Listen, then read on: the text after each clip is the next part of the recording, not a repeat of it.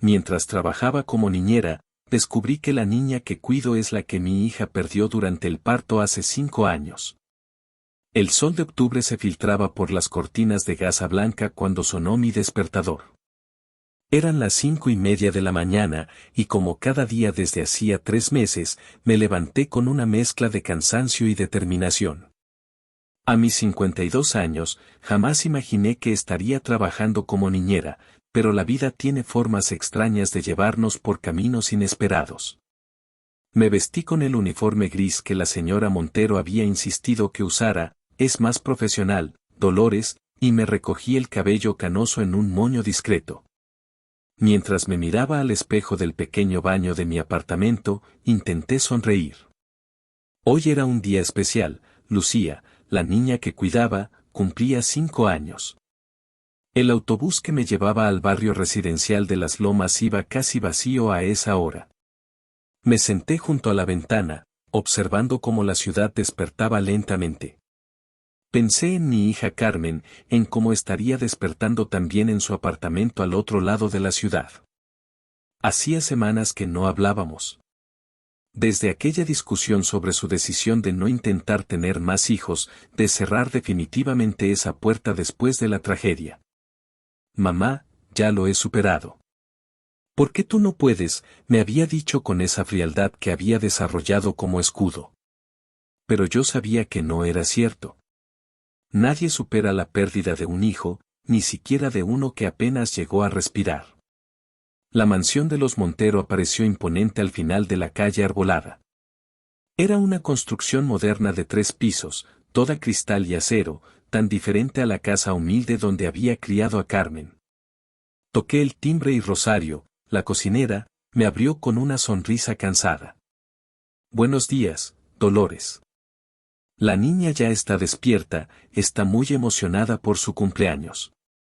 El señor y la señora salieron temprano, tienen una reunión en el club de golf antes de la fiesta de esta tarde. Típico de los Montero, pensé. Incluso en el cumpleaños de su única hija, sus compromisos sociales iban primero. Subí las escaleras hacia la habitación de Lucía, preparando mi mejor sonrisa.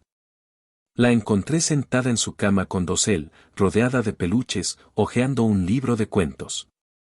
Lola, exclamó al verme, usando ese diminutivo que tanto me gustaba escuchar en su voz infantil. Hoy cumplo 5. Ya soy grande. Feliz cumpleaños, mi cielo, le dije, abrazándola. Su cabello rubio olía a champú de fresa, y su pequeño cuerpo se sentía cálido y vibrante de vida entre mis brazos. Había algo en Lucía que desde el primer día me había conmovido profundamente, una conexión inexplicable que iba más allá del cariño natural que podía sentir por una niña a mi cuidado. La mañana transcurrió entre risas y preparativos para la fiesta. Ayudé a Lucía a probarse el vestido que sus padres le habían comprado, un modelo de diseñador que costaba más que 3 meses de mi salario.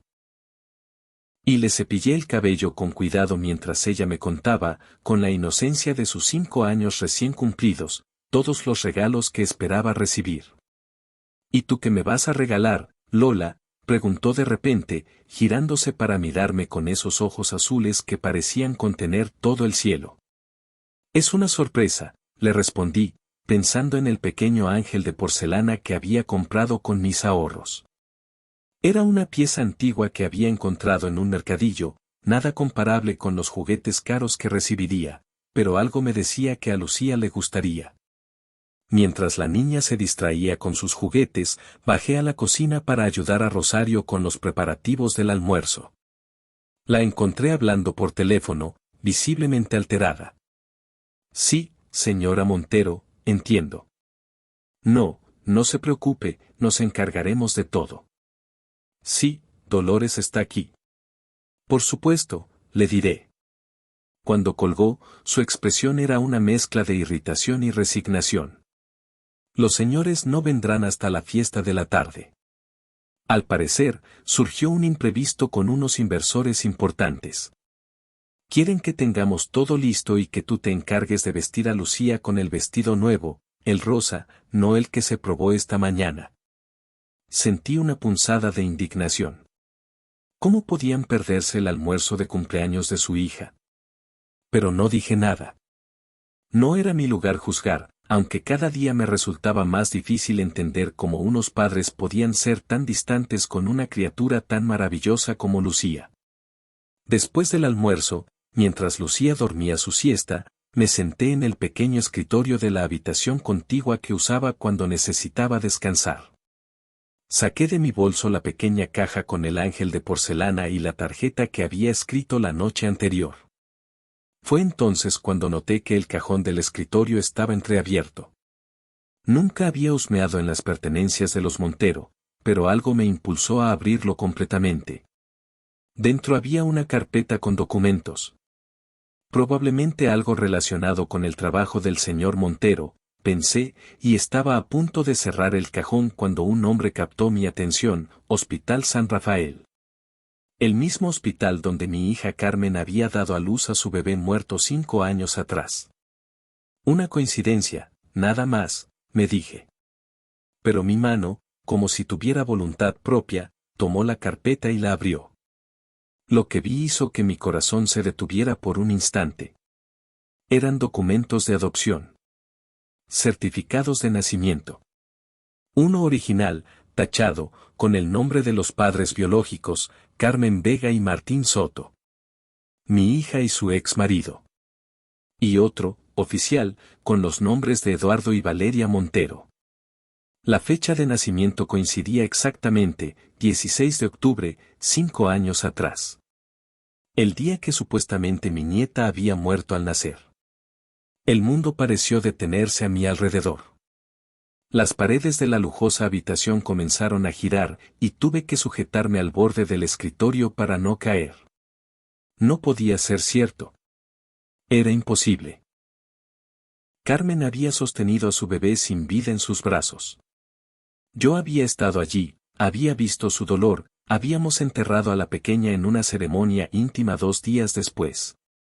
Pero los documentos contaban otra historia. Una historia de falsificación, de certificados de defunción manipulados, de adopciones ilegales facilitadas por grandes sumas de dinero. Y en el centro de todo, una niña. Lucía. Mi nieta. Con manos temblorosas, seguí revisando los documentos.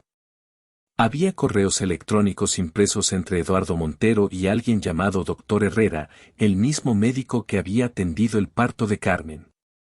Hablaban de la mercancía, de pagos finales, de asegurarse que la madre biológica nunca sospeche. Sentí náuseas. ¿Cómo era posible tanta crueldad, tanta frialdad? Un ruido me sobresaltó. Lucía se había despertado y me llamaba desde su habitación. Guardé apresuradamente los documentos en la carpeta y la devolví al cajón. Me limpié las lágrimas que no había notado que estaban corriendo por mis mejillas y respiré profundamente varias veces antes de ir con ella. ¿Estabas llorando, Lola?, preguntó Lucía en cuanto me vio, con esa perspicacia que siempre me sorprendía. Solo un poco, mi cielo. A veces las personas mayores lloramos porque recordamos cosas. ¿Cosas tristes? A veces tristes, a veces felices. Hoy recordaba a alguien muy especial que ya no está conmigo. Lucía se acercó y me abrazó con sus pequeños brazos. No estés triste, Lola. Yo estoy contigo. Esas palabras inocentes me atravesaron como un cuchillo. Sí, ella estaba conmigo, pero bajo una mentira terrible. Era mi nieta, la hija de Carmen, la bebé que todos creíamos muerta. ¿Qué debía hacer con esta información? ¿Cómo podía procesar algo tan monstruoso? Las horas siguientes pasaron como en un sueño nebuloso. Vestí a Lucía con el vestido rosa que sus padres habían indicado, peiné su cabello en bucles perfectos y la preparé para la fiesta mientras mi mente trabajaba frenéticamente, considerando opciones, imaginando escenarios. Podía confrontar a los Montero, amenazar con exponer su crimen. Podía llamar a Carmen inmediatamente, destruir la vida que había reconstruido después de su pérdida. Podía acudir a la policía, iniciar un escándalo que sin duda afectaría a Lucía profundamente. O podía callar. Seguir siendo la niñera de mi propia nieta, amarla en secreto, protegerla desde las sombras. La fiesta comenzó a las 5 en punto. El jardín de la mansión había sido transformado en un cuento de hadas, con carpas blancas, luces centelleantes y una mesa de dulces que parecía salida de un sueño infantil. Decenas de niños corrían y reían, padres elegantes conversaban en grupos, y en el centro de todo, Lucía brillaba como una pequeña estrella, ajena al torbellino de emociones que me consumía. Los Montero llegaron justo a tiempo, impecablemente vestidos y sonrientes. Valeria, con su esbelta figura enfundada en un vestido de diseñador, abrazó brevemente a Lucía antes de unirse a un grupo de mujeres que la esperaban con copas de champán. Eduardo se limitó a revolverle el pelo a la niña antes de dirigirse hacia algunos hombres de aspecto importante. Ninguno de los dos notó mi mirada, cargada ahora de un conocimiento que me quemaba por dentro. Fue durante el momento del pastel cuando tomé mi decisión. Lucía estaba frente a las 5 velas encendidas, sus ojos brillantes de emoción, mientras todos cantaban el cumpleaños feliz. A su lado, los Montero posaban para las fotografías, la imagen perfecta de una familia feliz. Pero yo veía más allá de la fachada. Veía a una niña que, a pesar de tenerlo todo materialmente, carecía del amor verdadero que merecía. Una niña que había sido robada de los brazos de su verdadera madre a través de una mentira cruel. Esa noche, después de que la fiesta terminara y Lucía finalmente se durmiera, agotada por las emociones del día, me quedé un momento observándola. Su respiración tranquila, sus mejillas sonrosadas, el cabello rubio esparcido sobre la almohada. Era la viva imagen de Carmen a su edad. ¿Cómo no lo había notado antes? Saqué mi teléfono y, con dedos temblorosos, marqué el número de mi hija. Eran casi las 11 de la noche, pero sabía que Carmen estaría despierta. Siempre había sido una noche, y más aún desde la pérdida de su bebé. Mamá, su voz sonaba sorprendida. Hacía semanas que no hablábamos. ¿Pasó algo? Carmen, mi voz se quebró. Necesito verte. Mañana. Es importante. Hubo un silencio al otro lado de la línea. ¿Estás bien? Suenas extraña. No estoy bien, hija. Pero no puedo hablar de esto por teléfono. Por favor, necesito que confíes en mí. Mañana a las 10, en el café junto al parque donde solíamos ir cuando eras pequeña. ¿Puedes? Otro silencio, más largo esta vez. De acuerdo, mamá. Allí estaré. Esa noche no dormí. Me quedé sentada en la pequeña habitación de servicio que los Montero me habían asignado, repasando una y otra vez los documentos que había fotografiado con mi teléfono antes de devolver la carpeta a su lugar. Cada detalle confirmaba lo impensable: Lucía era la hija de Carmen, mi nieta, robada al nacer mediante un elaborado esquema de corrupción médica y adopción ilegal. El amanecer me encontró con una determinación que no había sentido en años. Sabía lo que tenía que hacer, aunque el camino sería doloroso para todos los involucrados. Pero el dolor de la verdad era preferible a la crueldad de la mentira que había destrozado a mi hija y robado 5 años de la vida de mi nieta. A las 9:30 me despedí de Lucía como cualquier otro día, prometiéndole que volvería por la tarde para leerle su cuento favorito. Ella me abrazó con fuerza, como si intuyera que algo importante estaba a punto de suceder. Te quiero mucho, Lola, me dijo con esa voz dulce que ahora entendía por qué me había cautivado desde el primer momento. Yo también te quiero, mi cielo. Más de lo que imaginas. El café estaba casi vacío cuando llegué. Me senté en una mesa junto a la ventana, desde donde podía ver el parque donde tantas veces había llevado a Carmen a jugar. La vida daba vueltas extrañas, pensé. Ahora estaba a punto de cambiar la vida de mi hija nuevamente, de una manera que ni en mis sueños más descabellados hubiera imaginado. Carmen llegó puntual, como siempre. A sus 32 años, seguía siendo hermosa, aunque la tristeza había dejado su huella en forma de líneas prematuras alrededor de sus ojos. Se sentó frente a mí, visiblemente preocupada. Mamá, me has asustado. ¿Qué sucede? Respiré profundamente. No había forma fácil de decir lo que tenía que decir. Carmen, lo que voy a contarte va a ser difícil de creer. Te pido que me escuches hasta el final, sin interrumpir. Después, tendremos que tomar decisiones muy importantes, juntas.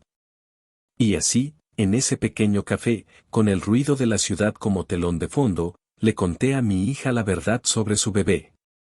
Le mostré las fotografías de los documentos, le expliqué cómo había descubierto todo, le hablé de Lucía, de su personalidad, de sus gestos.